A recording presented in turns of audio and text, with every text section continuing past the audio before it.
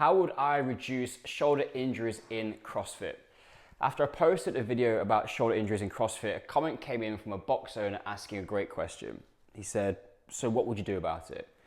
And that's a fair point to challenge me on. I don't want to be someone who points out the problems and then doesn't provide viable solutions, or at least give you some suggestions to work with.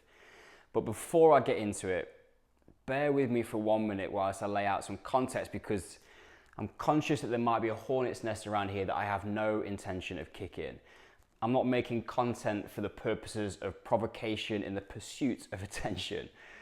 In this video, I'm going to tell you, as a shoulder reconditioning specialist, what I would do. The CrossFit community can, of course, do whatever it believes is right and in the best interests of its participants and the methodology. But if I was to open a CrossFit box tomorrow and I wanted to decrease the incidence of shoulder injuries for my members, here is what I would implement. Now, the second part of the context here is that I'm not a CrossFit coach. I've trained a little bit of CrossFit throughout the years. I have reconditioned a lot of CrossFit shoulders. I don't claim to know the intricacies of running a box, memberships, personalities, and culture. I'm a strength and conditioning coach with 18 years of experience, 5 of which have been dedicated to shoulder injury reconditioning. I've also dislocated my own shoulder 6 times, once whilst Olympic weightlifting. I've trained and coached calisthenics extensively. I know the demands of the components of CrossFit. So it is upon this that I'm going to present to you my 10 ways to reduce CrossFit shoulder injuries. This video is going to run a little bit longer because I think all 10 deserve some proper context and not limited to soundbites. So if there is one that you want some more information on, please mention and leave a comment. Now the first one, let's ban hand grips for anyone below RX. Coming straight out the gate. Grip strength is directly correlated to rotator cuff function. When I was working in elite swimming, we test grip strength each morning to get an indication of the shoulder's readiness for training.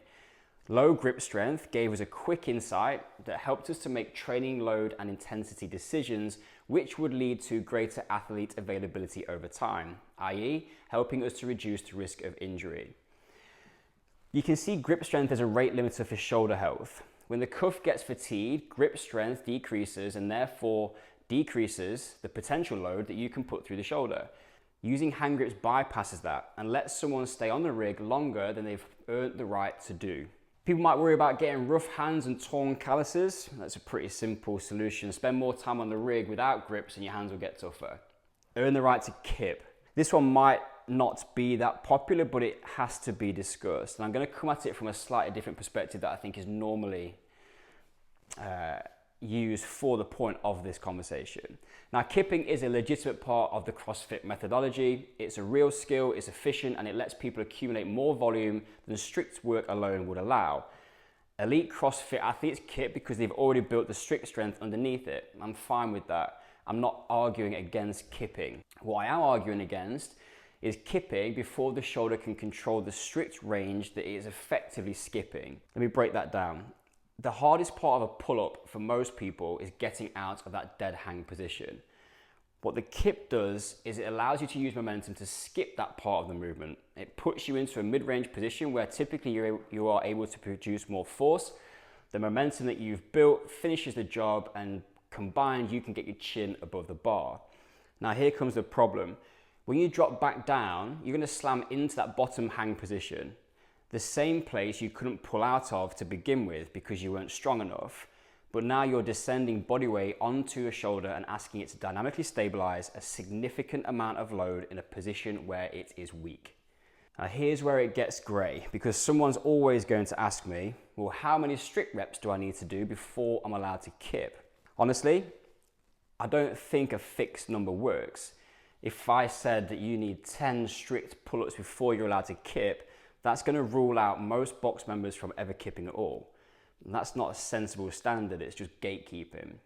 What I would manage instead is volume, not whether someone can kip, but how much kipping they're doing in a session or in a training week or in their program as in an entirety relative to what their strict strength can currently support. Someone with 2 strict pull-ups isn't barred from kipping, their kipping volume just needs to be lower than someone who can do 15 repetitions. As their strict strength improves, their ceiling for kipping volume moves with it. And underneath all of that, in my box, strict strength training will be running permanently for everyone, regardless of ability. Not as a box you tick once to unlock kipping, but as an ongoing infrastructure that keeps raising what someone can safely do. Yes, that is going to take time. And yes, people are going to be in a rush to skip to the sexy stuff. I love mountain biking and I'd really like to ride the bigger lines at the bike park, but I can't because I'm not good enough. And if I try, there's a real chance that I'm going to get hurt. Sometimes we all have to do the work that we don't really want to do. We have to earn the right. And the strict work never really stops. It just keeps raising the ceiling and we're keeping shoulder health in a better place as a result. Next up, in my box, we don't celebrate poor quality movement. I am all for encouragement and progression, pushing ourselves to be better, but we're not going to stand around and clap or applaud someone who is grinding out a set of hideous looking reps for the sake of the time on a clock or some reps that are written on a whiteboard. As a strength and conditioning coach, I don't let someone continue to move under load when movement quality has deteriorated, just for the sake of finishing a set. When the system is done, it is done. All that happens when you try and push it beyond that point is you force the brain to try and find a different and less efficient movement pattern to achieve the task. CrossFit programming sets an amount of work, and success often looks like just completing it.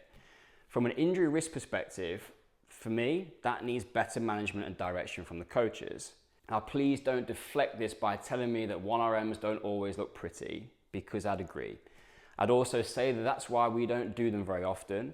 And the person that I'm actually thinking about is 46-year-old Derek chicken winging his way to an arbitrary number of muscle ups for what? Next, in my box, I would teach auto-regulation and redefine what success in a workout looks like. Auto-regulation is an approach that encourages someone to adjust workout volume and intensity based on their daily readiness. It's saying that this is what my system can do today, and it's also saying that is enough for today. In a CrossFit environment, I appreciate that this is a challenge. Pressure might come in the form of not completing a workout, scaling movements that you could normally do, competitiveness with other members, or appearing to do less reps than what has been prescribed in the workout. But in my box, I would create an environment where we do push. Of course, I want that culture as a central part, but I'd also respect that people are arriving in all sorts of states. Relationship stress, poor sleep, high training volume outside of the box. They just got made redundant and looking to blow off some steam. The list could go on. Whilst the workout on the board provides scaling options, we also have to remember that we have an ego present, and that is very much at play in this conversation. People like us are not always the best at dialing things back. We want to push forwards. We hate the feeling of going backwards. So in my box, I would just make auto-regulation acceptable, and my members would know why. In doing so, I'd help my people stay in the game and continue to progress for the long term. Life and adulting is real, and let's not forget that all stress is cumulative. Training doesn't exist in its own bucket. We have to consider everything in context of the full scenario. Now, if you've made it this far, you are clearly interested, so let me guide you through the back half of the video. Next up is coaching. I'm just going to ask a question. How well does the average CrossFit coach understand the shoulder, and how competent are they in delivering advice and guidance to box members? I am not going to presume that I know the answer, but I do think it's an important and relevant question to ask based on the fact that we have a known injury risk. In my box, I would seek out training and education for my coaching team so that they could support members to reduce risk and address early signs of injury quickly. That's not just for the shoulder, that's for anything that I think is potentially getting in the way of my members progressing and staying injury-free. Next one, I'd get a better understanding of acute and chronic workload ratios. In my box, I would write the programs in advance, and whilst I was doing that, I would track the acute-chronic workload ratio. The detail on this is for another video, but ultimately, I'm keeping a close eye on the amount of load going through the shoulder in the last 7 days and the last 28 days, and we do that roll-in. My focus here is to avoid spiking volume because rapid increases or decreases are a surefire way to piss off a shoulder. We do this through programs which are planned in advance and through effective periodization. Now, that's not a simple task in a CrossFit population where member attendance is variable across the week. They are likely doing other activities outside of the box as well. I can't plan for that. However, if my programming and workload prescription is on point, then I have controlled what I can control. I'd also publish the workouts in advance, which links back into the auto-regulation conversation. Members feel empowered to make their own decisions about training and loading, which workouts are appropriate for them to do based on everything else that they've got going on in their life. If you are worried that people won't come because they don't like the workout, I'll just write better workouts. Next up, microdosing. I would offer opportunities in my box for the community to take a proactive approach to their shoulder health. 10 minutes before or after a workout to do some kind of minimal effective shoulder reconditioning work that is going to go a long way to helping me to reduce shoulder injuries. If I factored in some thoracic spine mobility, then we've got something which will give a really good return on a very small investment of time and effort. Next one, more horizontal pulling. CrossFit is pretty anterior shoulder dominant. The problem here, however, is that shoulders do well with balance. When one side of the joint is loaded constantly and the other side barely gets a look in, you end up with a strength imbalance around that shoulder, and that can present a potential injury risk over time. What's missing across most programming in CrossFit is horizontal pulling. And it's not just in a strength context either, it's also affecting mobility. A lot of the CrossFitters that we've worked with genuinely struggle with shoulder extension. Ask them to do a crab walk and it's like kryptonite. It's also part of why so many people struggle with muscle ups. The transition requires you to rapidly move into extension to catch the dip.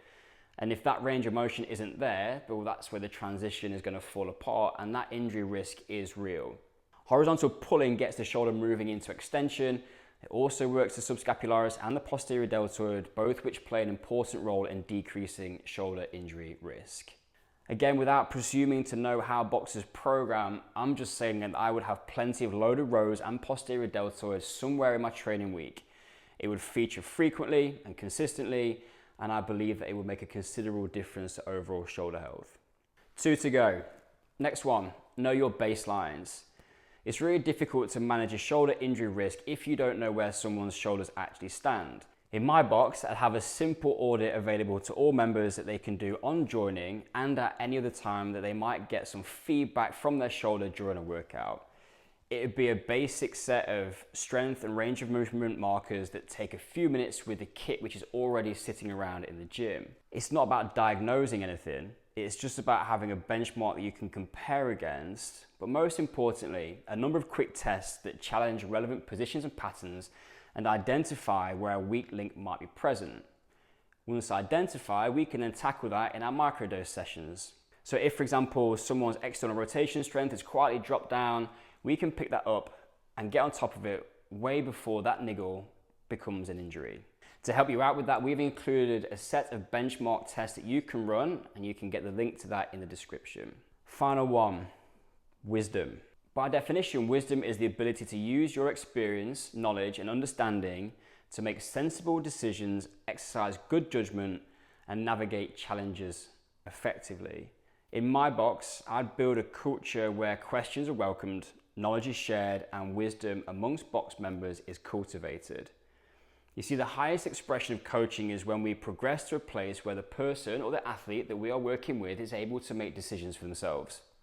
We support them to do that by building their own bank of accumulated experience, and we add context along the way. We guide them to becoming less reliant on feedback and more aware of their own performance, and they then make decisions based on what they feel like they need. They're empowered to make their own decisions on what the right thing is for them to do. And that ties a whole lot of these issues together. If we view the whole set of 10 in context, there's some pretty powerful things in there that start to multiply with each other. That's all 10. I would love to know your thoughts, so please post them in the comments. As I said, my box might not be like your box, but this is what I would do if I wanted to reduce shoulder injuries in my CrossFit box. If you've made this far, then I hope I've added some value. So please like, subscribe to the channel, maybe share this video with someone else. We really appreciate that. And if you are already struggling with a shoulder issue, we have got a 2-minute free assessment that you can take to find out what your next best step should be. That link is also in the description. Thank you for watching.